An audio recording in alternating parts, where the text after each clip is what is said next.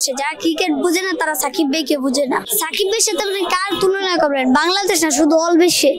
সাকিব ভাইয়ের সাথে আপনি মিরাজের তুলনা করেন, নাসুমের তুলনা করেন, শেখ মাহাদিরের তুলনা করেন, ইংল্যান্ডের ব্রেন স্টকের তুলনা করেন, বিশ্বকাপের বিশ্বকাপ ইংল্যান্ডের আইনে দিচ্ছে ব্রেন স্টক, তার সাথেও যদি সাকিব ভাইকে তুলনা করেন তাহলেও হয় না। আবার রশিদ খানের তুলনা করেন, IPL এর বিগ বোলার রশিদ খানের তুলনা করেন সাকিব ভাইয়ের সাথে, তাহলেও তো হয় না। যেমন আরো অনেক রকম ক্রিকেটারের তুলনা করলে সাকিব ভাইয়ের সাথে হয় না।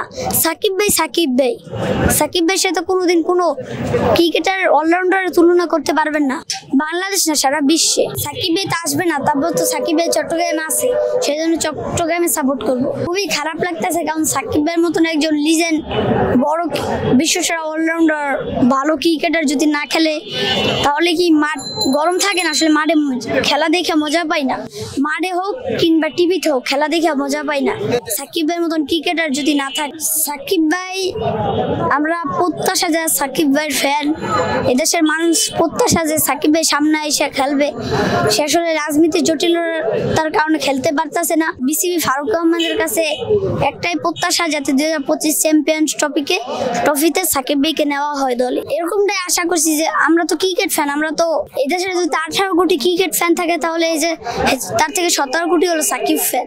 100% থেকে 100%ই খারাপ লাগতেছে, কারণ সাকিব ভাইয়ের মতন একজন ক্রিকেটার বাংলাদেশের জান পান। যদি বিপিএল এর মূল আকর্ষণটাই দর্শকের সাকিব ভাইকে নেওয়া, সেই সাকিব ভাই যদি বিপিএল এ না থাকে, তাহলে তো এই বিপিএল এর কোনো মূল্য পাচ্ছি না আমরা। ক্রিকেট ফ্যানরা তো বিপিএল দেখবি, যেহেতু আমরা ক্রিকেট ফ্যান, আমরা তো বিপিএল দেখবই।